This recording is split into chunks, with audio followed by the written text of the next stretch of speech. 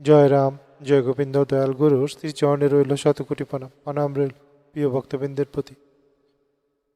জয় রাম, জয় গোবিন্দ। আজ আমরা আলোচনা করব বেদবাণী তৃতীয় খণ্ডের 92 নম্বর পত্রাংশ। এখানে ঠাকুর মন, অহংকার, মায়া, কর্মপাশ ও সত্যের আশ্রয়ে মুক্তির যে পথ দেখিয়েছেন তা এক গভীর আত্ম উপলব্ধির শিক্ষা। চলুন ঠাকুরের এই বাণী পাঠ করি এবং বুঝে নিই তার অন্তর্নিহিত তাৎপর্য। জয় রাম, জয় গোবিন্দ।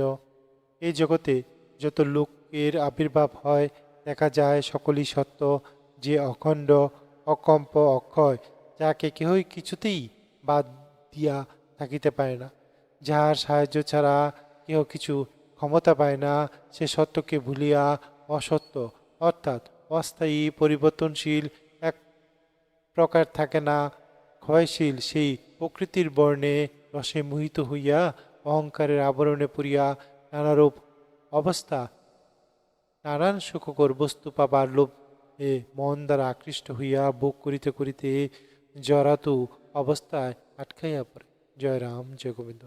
সেই জন্যই লোক কেহই প্রকৃতির বিকারী গুণের তরঙ্গ হইতে রেহাই না পাইয়া কর্ম অকর্মে লিপ্ত হইয়া নানান কর্মপাশে বদ্ধ হইয়া সত্যকে জানিতে পারে না বলিয়াই লোক সকল মনের অধীন হইয়া তাই স্বরূপ ঋণ পাশে বন্দী হইয়া পড়ে। এই ঋণ মুক্ত না হইলে কেহই সত্যকে পাইতে কি জানিতে পারে না বলিয়াই লোক মুখাশা মুগ কর্মে বিচেতসা হইয়া কর্তা হইয়া অহংকারের মুক্ত হইয়া মনের অধীন হইয়া এই শঙ্কর সাগরে ঊর্ধ্বত গতিতে ভ্রমণ করিয়া সত্যকে না পাইয়া অধ পদ লাভ করে। অতএব মনের বেগ সহ্য করিয়া এবং মনের সহচর না হইয়া নাম ও সত্যের সঙ্গে থাকিয়া সতী যেমন কর্তৃত্ব মান সীমা দেহত্যাগ করিয়া গৌরী অর্থাৎ পবিত্র অবিমুক্ত ক্ষেত্র যাহা ক্ষয় হয় না তাহা পাইয়াছিল, সেই রকম অবস্থা পাওয়াকে মন্ত্র বলে, অর্থাৎ মাত্রা থাকে সীমা বেশ গান বলে, তাহা ত্যাগ হইয়া যায়। পরে অসীমত্ব সত্যকে লাভ করিয়া জন্ম মৃত্যু ইত্যাদির কালের কবল হইতে উদ্ধার হইয়া থাকে। এই অবস্থাকে মন্ত্র বলিয়া জানিবেন। মনের বেগ ধৈর্য ধারণকে ধর্ম বলে। এ ধর্মের আশ্রয় করার নাম সাবিত্রী ব্রত।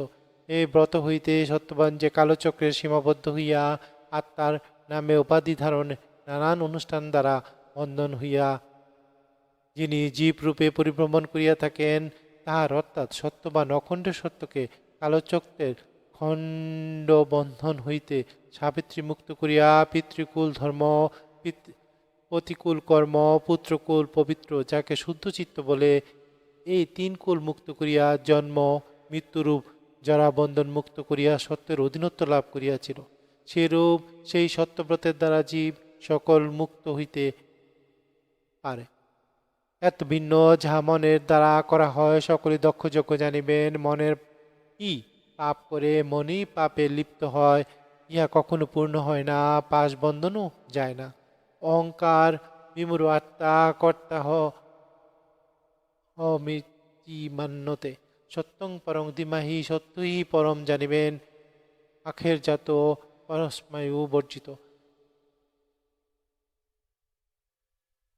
যদক্ষরং ন কুরুতে কথঞ্চিত।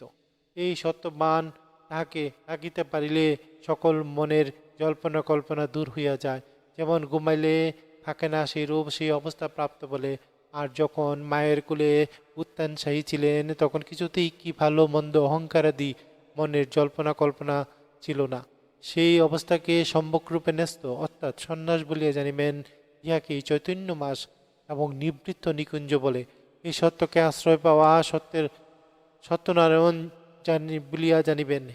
অতএব কর্তৃত্ব ছাড়িয়া অকর্তা হইয়া দেহের আয়ুর্বেদের ঋণ পরিশোধ করিয়া এই জরা অর্থাৎ অজ্ঞান বদ্ধ জীবত্ব মুক্ত করুন। জয় রাম, জয় গোবিন্দ।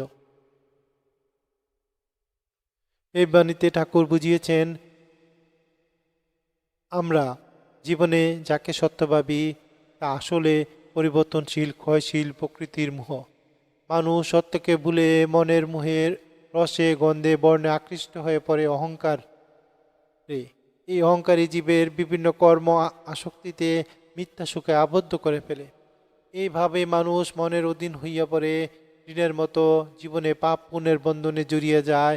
এ ঋণ মুক্ত না হইলে সত্যকে উপলব্ধি করা যায় না।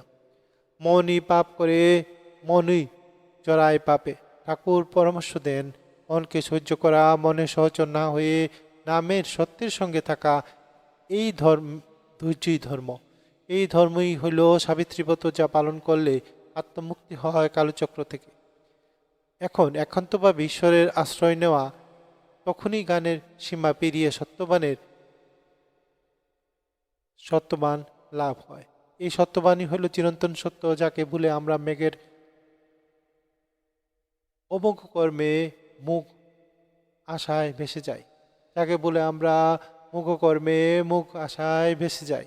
ঠাকুরের মতে অহংকার ত্যাগ করে, কর্তৃত্ব ত্যাগ করে, মনের মোহ থেকে সরে এসে দেহের আয়ুর্বেদ অনুযায়ী জীবনযাপন করে জীবত্ব বন্ধন ছিন্ন করেই হলো মুক্তির পথ। এই অবস্থাকেই সত্যনারায়ণের আশ্রয় বলা হইয়াছে। জয় রাম, জয় গোবিন্দ। প্রিয় দর্শকবৃন্দ, প্রিয় ভক্তবৃন্দ, এই বাণী শুধু পাঠ নয়, এটি জীবনের শিক্ষা। আমরা যদি সত্যকে গ্রহণ করি, নামকে আঁকড়ে ধরি, তবে মনের বাঁধন, অহংকার আর জড়ার গণ্ডি থেকে নিজেকে মুক্ত করতে পারি। আসুন শ্রী শ্রী ঠাকুরের বাণী মেনে আত্মাকে উন্নত করি, জীবনকে সত্য, পবিত্র ও শান্তিময় করে তুলি। জয় রাম ঠাকুর, জয় গোবিন্দ, জয় রাম। ভিডিওটি ভালো লাগলে লাইক, শেয়ার ও সাবস্ক্রাইব করতে ভুলবেন না। জয় রাম, জয় গোবিন্দ।